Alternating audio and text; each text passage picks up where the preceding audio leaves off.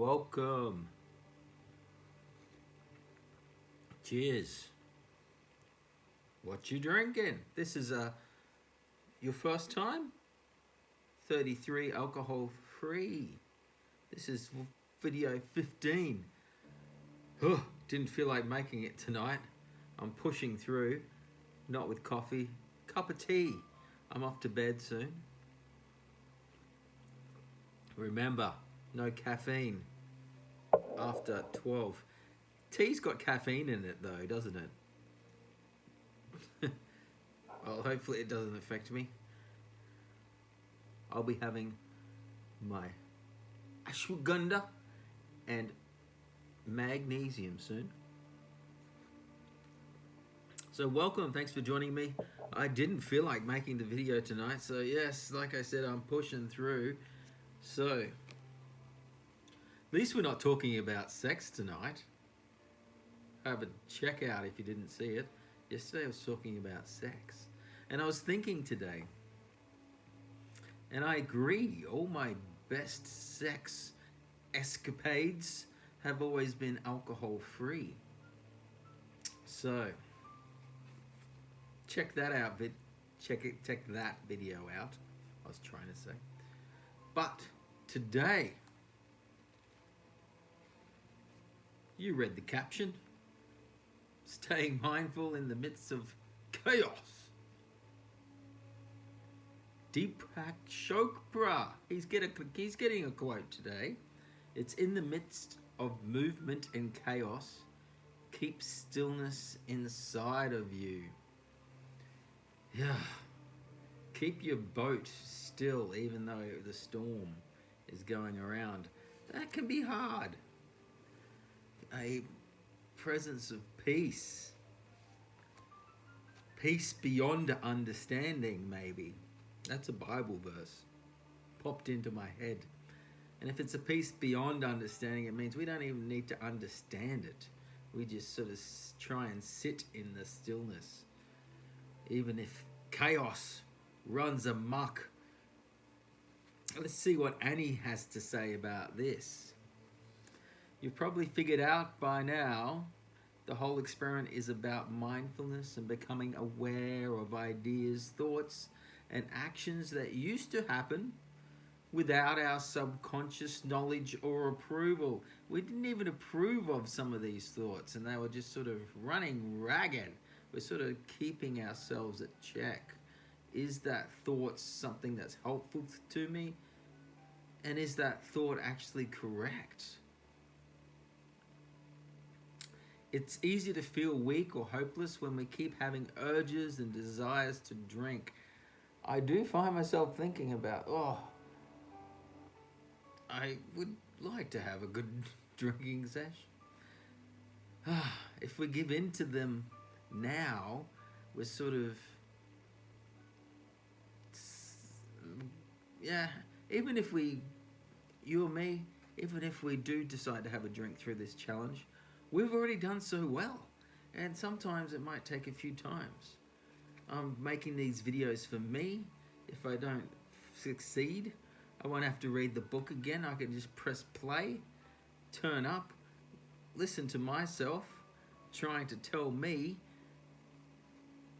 about some new thoughts I should have. But if you want to join me, come along. The whole series will be here. I'll come back to it if I need it. At this point in the experiment, awareness is the actual goal, not total abstinence. Ooh, she's telling me I don't have to fully abstain. I better keep reading. Want to hear some good news?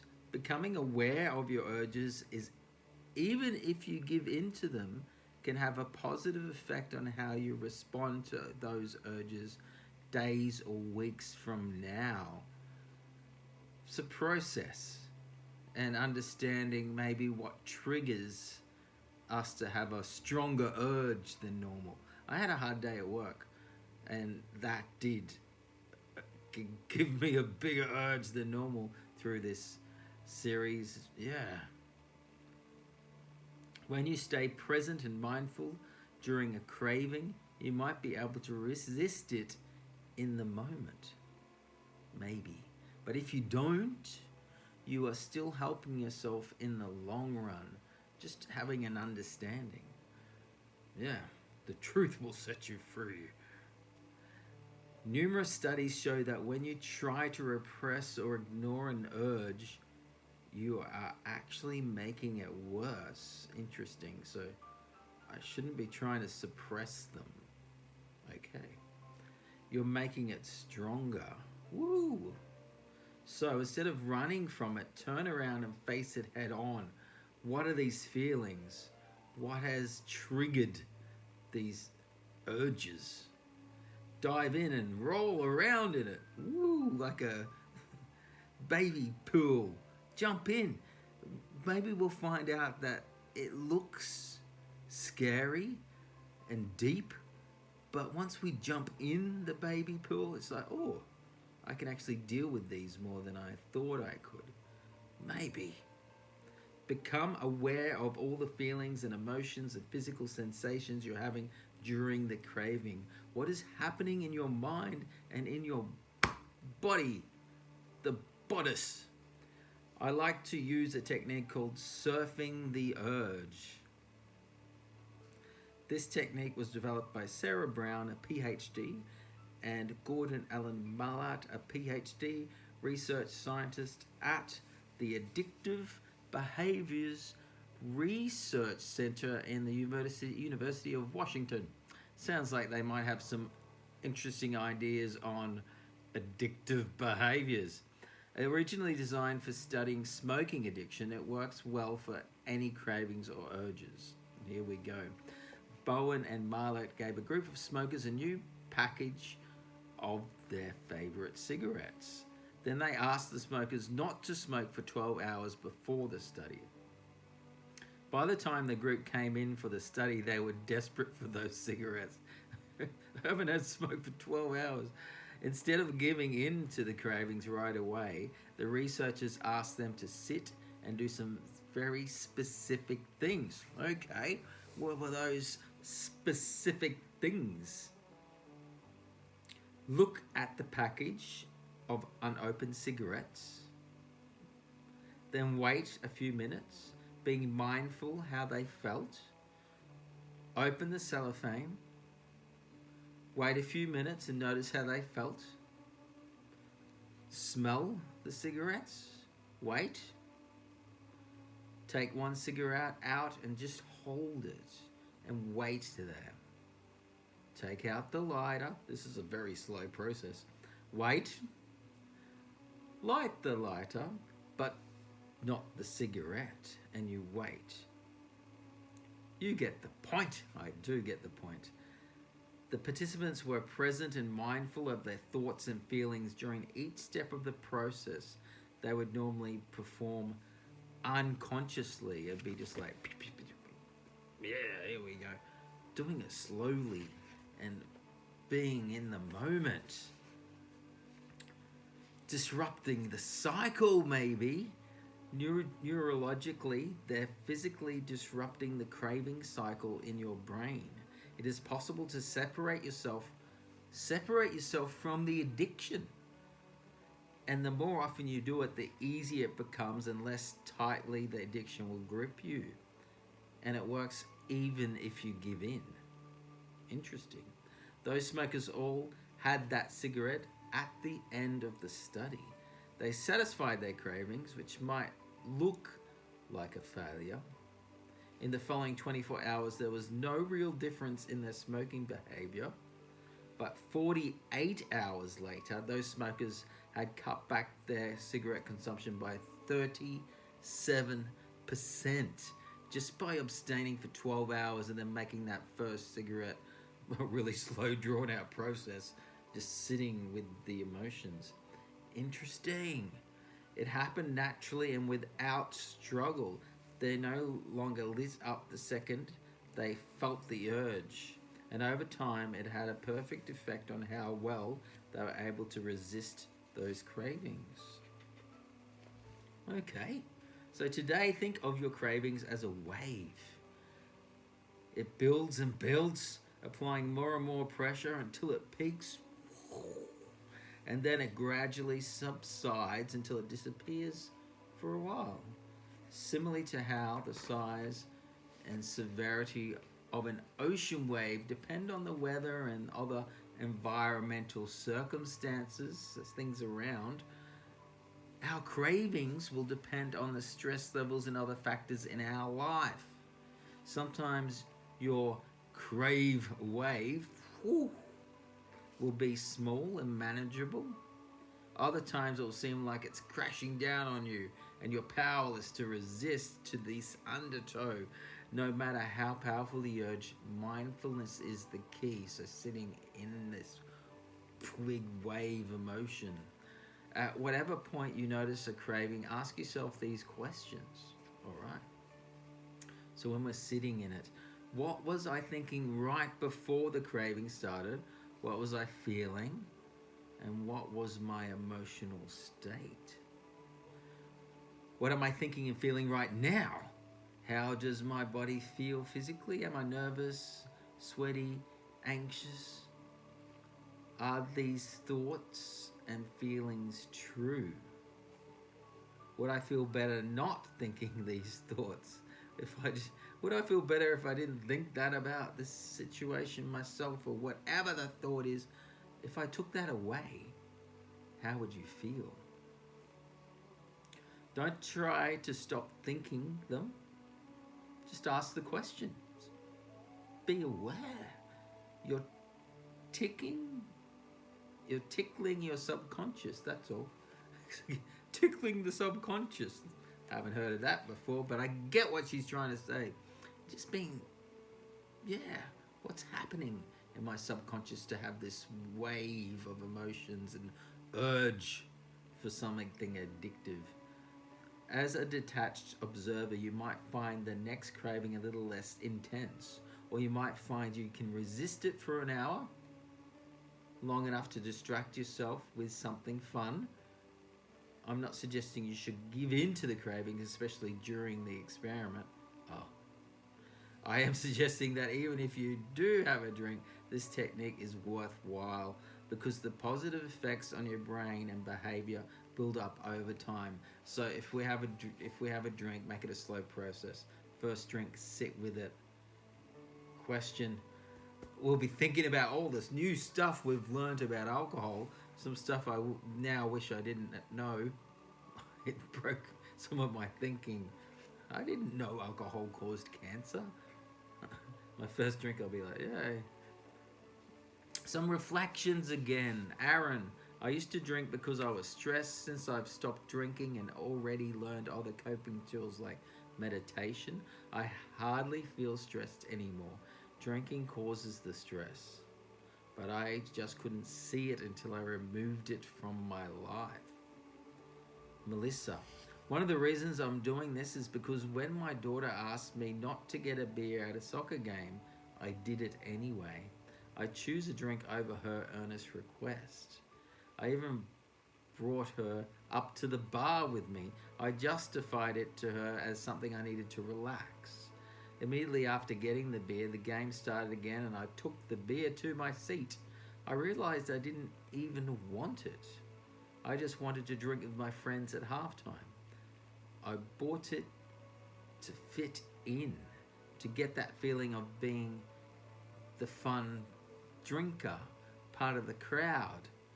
It was eye-opening. Now I tell her all the time that I'm not drinking anymore because she suggested it. And what a great idea that was. She's so proud. But more than that, she's seeing that she matters more to me than the drink. Wow, that's full on, Melissa. Emily: I'm discovering that my use of alcohol is directly related to my uncomfortable feelings. I'm essentially trying to escape myself, quiet down the chatter in my head. Somewhere along the line, I learned that emotions shouldn't be tolerated, which is a lie. I am working on identifying my thoughts and emotions and then questioning their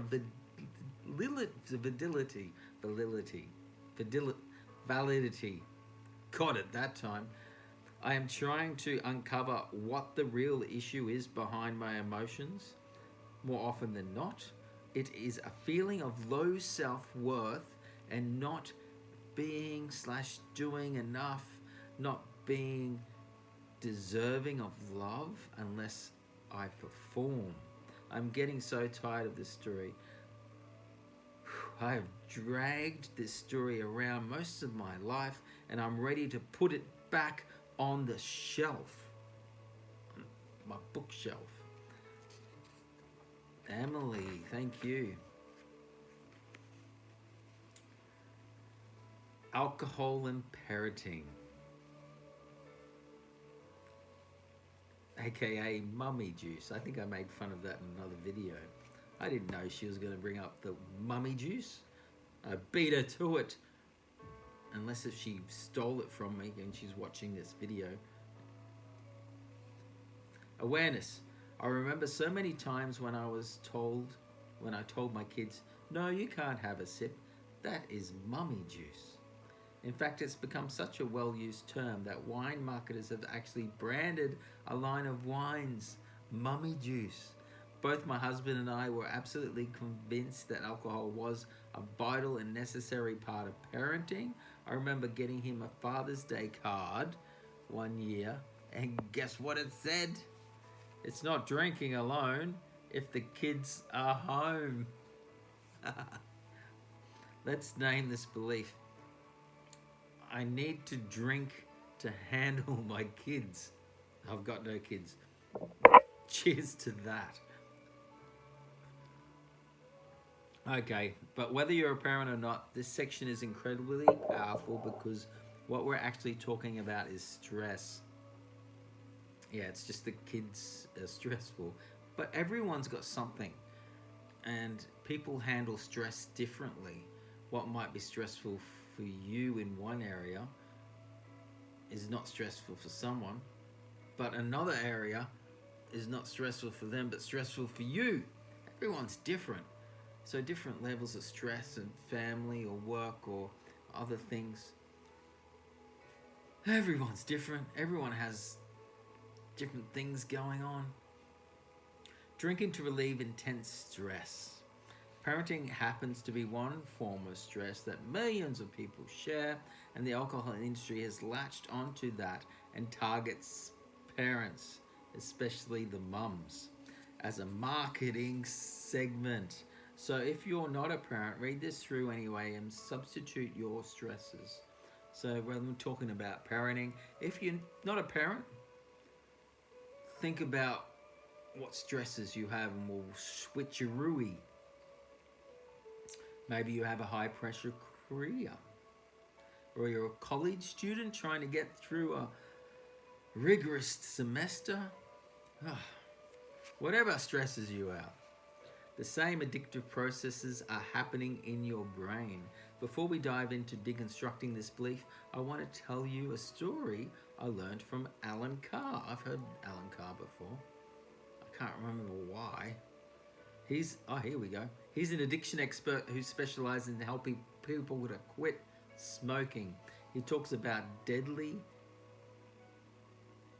meat-eating plant from the islands of South Pacific called the pitcher plant. If you're an insect flying through the jungle and you catch a whiff of the amazing smelling nectar, you are instantly attracted. You fly in closer, perch inside the rim, and start to have a drink. Yummy nectar. It's so tasty and you're so focused on drinking that you don't notice the gradual slope under your feet, and you begin to slide down towards the center of the plant. Help me! But you've got wings. You can fly out anytime. Just a couple of more sips and you'll be off. I'm okay. I can be off when I want. The nectar is intoxicating. Well, why not enjoy it? You deserve it after all. Like all drinkers. You think you're not totally in control and you think you're totally in control and you can leave anytime, but the slope gets steeper and steeper. The darkness closes around you. You try to stop drinking and fly away, but it's too late. The picture plan has you completely in its grasp. Eventually, you stop drinking long enough to look down and make out a pool of dead bodies floating in the liquid. That's my friend. I wondered where he was. You're not drinking nectar.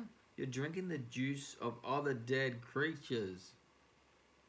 You are the drink. Whoa. As disgusting as that story is, it illustrates a point that we don't talk about enough, that alcohol is addictive, not only to some people, to all people. And we need to understand that something as innocent as having a glass of wine to get through making dinner for the kids can end up becoming a huge problem. The only way to get out of the trap is to avoid it altogether. And the only way to do that is to understand that alcohol is indeed a trap. Oftentimes, addiction takes hold when we use a substance to relieve stress. And in our society today, there aren't many things more stressful than parenting, especially when the kids are young. We need some clarity on this, don't we? All right, let's shift some beliefs. Do you believe you need to drink to handle being a parent? I totally did. That's what Annie says she thought she did. I thought I was relaxed and more present with the kids. I thought if I had a glass of wine, I could play their games longer. We did this. Yeah, where did this thought come from? If you start paying attention, you'll see the messages all around you. The alcohol industry has targeted parents in a major way. Everything from TV commercials to movies to social media and even memes. You can't scroll through Facebook for 15 seconds without seeing a post about alcohol and drinking to get through the day. We are telling ourselves the lie that we need to drink to deal with the kids. Here are some of the placards I've seen recently. So these are some advertising. This margarita tastes like you don't even have kids. The more expensive part of having kids is all the wine you have to drink. Motherhood, powered by love, fueled by coffee, sustained by wine. Mummy's Happy Meal, a Xanax and a bottle of wine. Dear children, you whine, I whine. Homework, turning parents into day drinkers.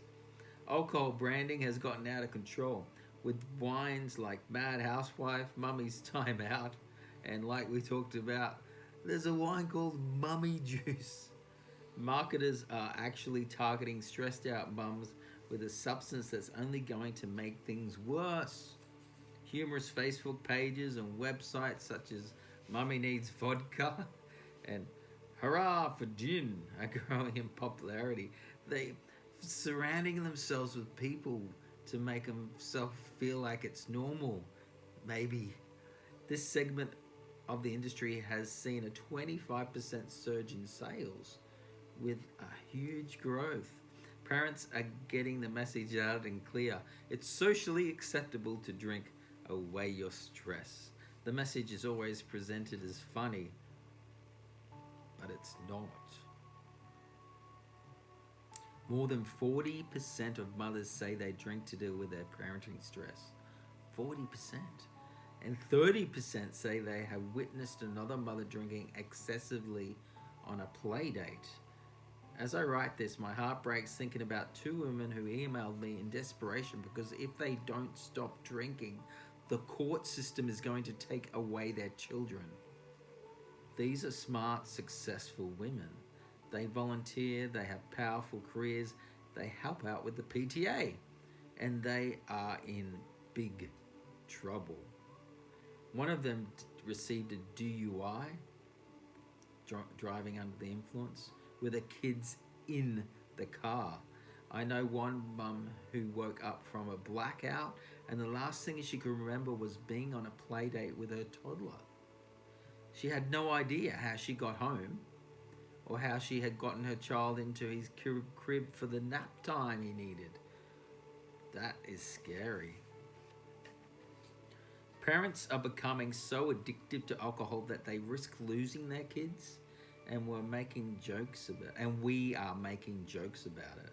The heartbreaking Yeah, as heartbreaking as that is for the parents, it's even worse for the children who have to witness their parents' embarrassing and dangerous behavior. It's worse for those little boys and girls who have to leave their parents and navigate a strange new world all on their own because their mum or dad couldn't get it together. This is harsh, I know, and I want you to understand that it's not funny. I also want you to know that it's not your fault. If you're a parent and you drink, you are in that pitcher plant drinking the nectar. You probably feel like you can fly out. Oh, yeah, but it's not a big deal. I can leave whenever I want. But make no mistake, you are sliding down into a pool of decay. But once you understand what's happening in your brain when you drink to relieve stress, it's easier to resolve the cognitive dissonance. We talked about that in the first few videos.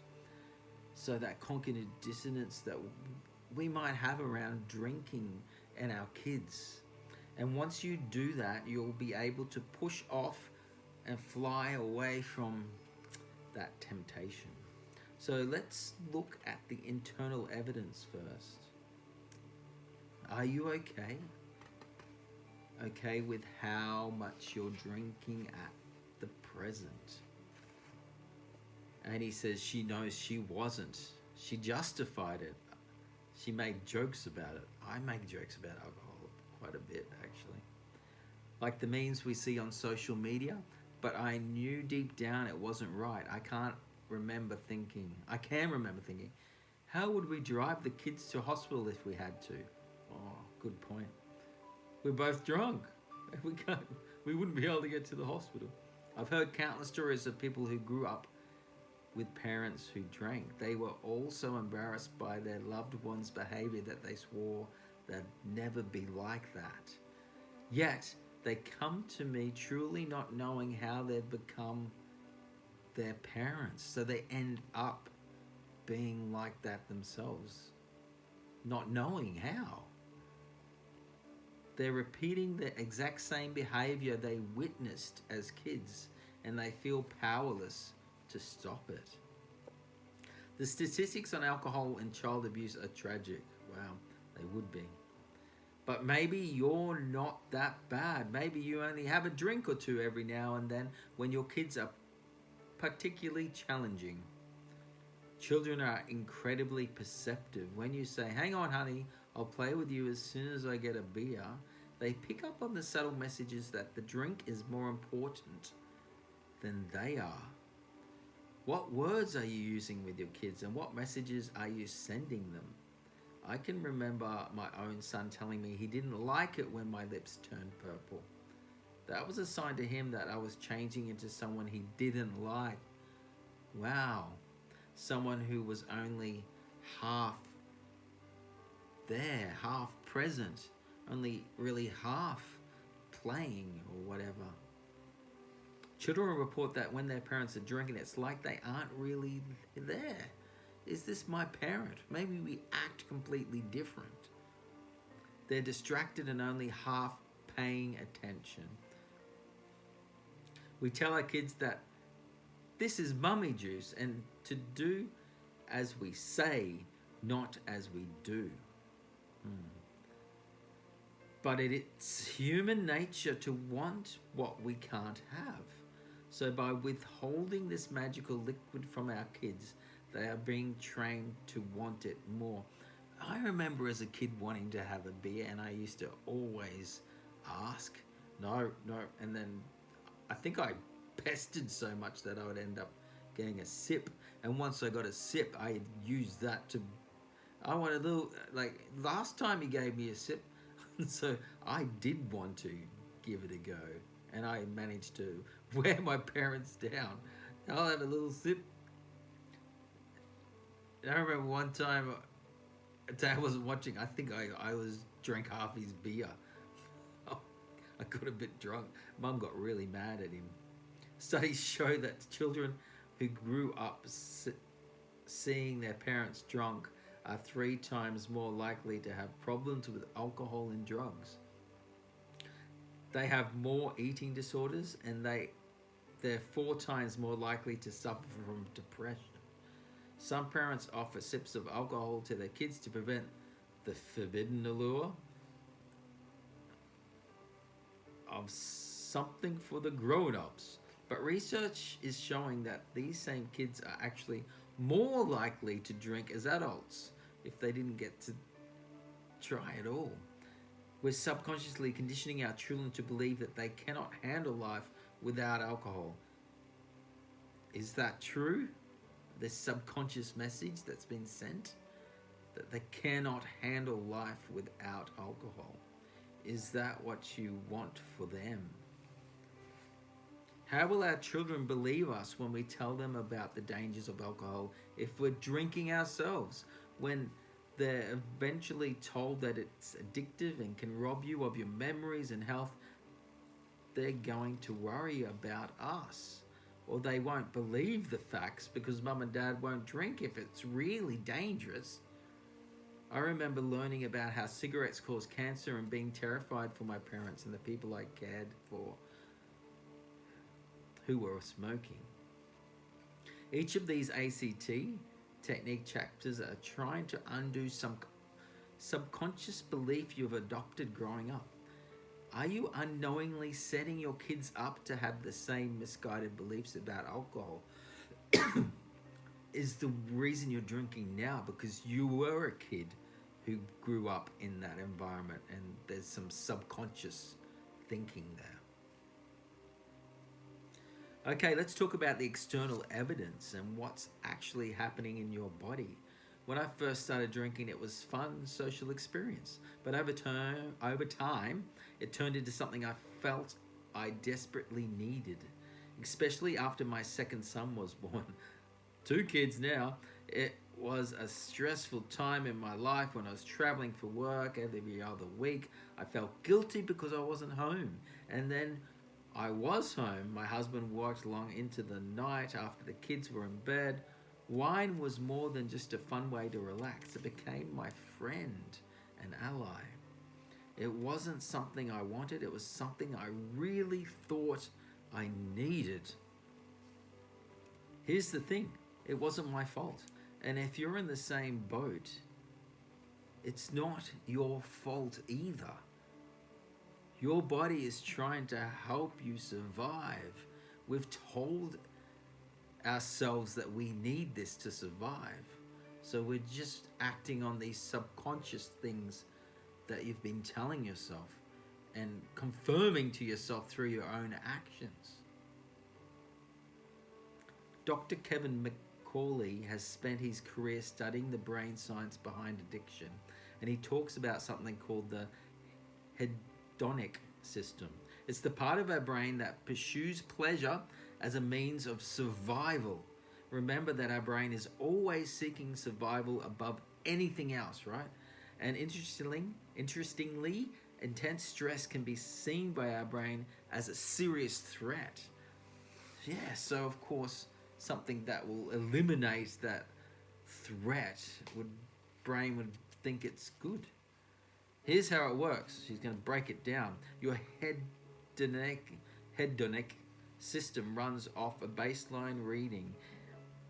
In times of severe stress, that baseline goes up and things get used to be pleasurable. Things so, yeah, like taking a walk or reading a book.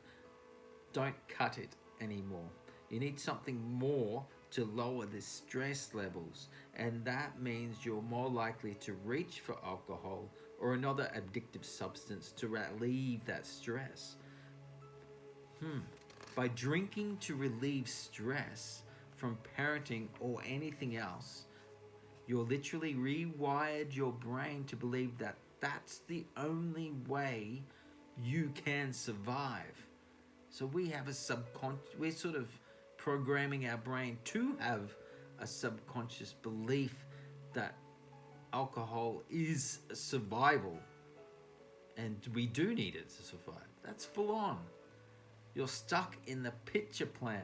People will say, just stop drinking for heaven's sake. You're about to lose your kids. But it's not that simple. Your evolutionary mind now overrides your common sense. Survival trumps all, and your brain equates alcohol with survival now. You literally cannot resist when it gets to this point. Your brain tells you that you actually need it to survive. Throughout history and all parts of the world, people handle parenting just fine without alcohol. So we're not born with this need to drink. Not born with this need to drink to handle stress. You're conditioned over time to believe it. All jokes and social media memes we read and share are sending the message loud and clear. Our own parents might have perpetuated this message. We're telling ourselves we can't handle it. We're not resilient enough. We're weak. And when we do that, we're giving away our power to alcohol, the substance that our brain believes we need to survive. But before you come down on yourself, like I know I did, Annie says she really did, please remember you are all doing the best you can and making the best decisions you know how to make right now. We have making the decisions we have from the information and from the subconscious brain, what information it's giving us. Maybe the only information you had was a funny joke you heard or an own experience that dealing with kids is easier when you drink. But now you know the truth. You've been fed false information. You've been tricked into thinking that alcohol makes life simpler when in fact it's the opposite. How you now have new information. You understand that what's happening with your hedonic system, trying to stay alive. We've been showing it to use alcohol to lessen the stress. And he's like, oh, that's survival, less stress. You're aware that you're drinking. You're now aware of what you're drinking is, what it is actually doing to your kids. You're now aware of that.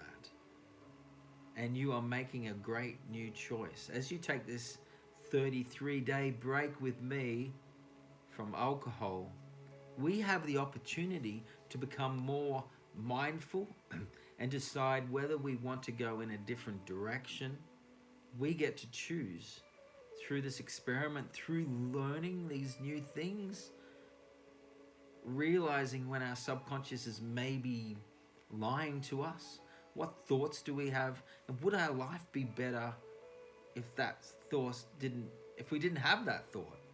And is the thought actually true? Is our brain lying to us?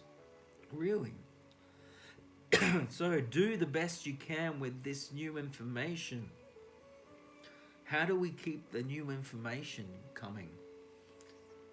By realizing how we're feeling and maybe why we're getting the urges.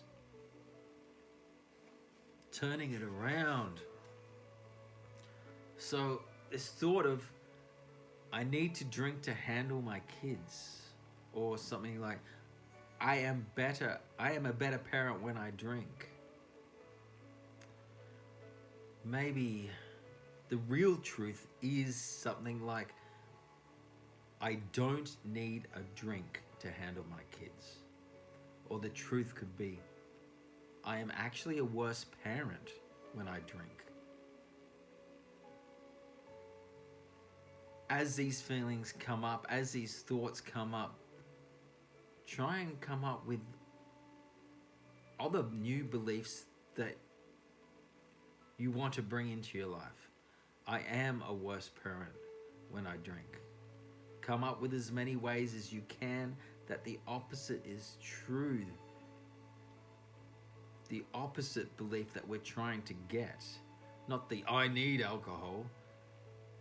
The opposite can be true or even truer in your life than the original belief. Wow. Thanks for joining me. 40 minutes today. Looking forward to going to bed tonight. Tomorrow, moving into social life and dating. Thanks for joining me again. I'm going to keep pushing through. Keep pressing play, keep turning up, keep wondering, learning new information. That was really interesting. Even though I'm not a parent, I can see how alcohol was ingrained with me and as a young age. My grandfather was a huge drinker. My dad was a big drinker in my younger years, but then he gave up. But I think my formative growing up years, he was a drinker. So I was probably getting all those subconscious things ingrained into me. And when he gave up, it was doing a really good job. But of course, I maybe have gotten those subconscious beliefs already. I don't know. So that's interesting for me to think about. I know I will be thinking about that tomorrow. But we're moving on to social life and dating. That's probably more my chapter. And seems like another normal. Oh, it could be a bigger one. So hopefully I've got energy to get through that tomorrow. Anyway, cheers. Let's drink together. And see you tomorrow. Video 16. Whew, I'm getting there. Cheers.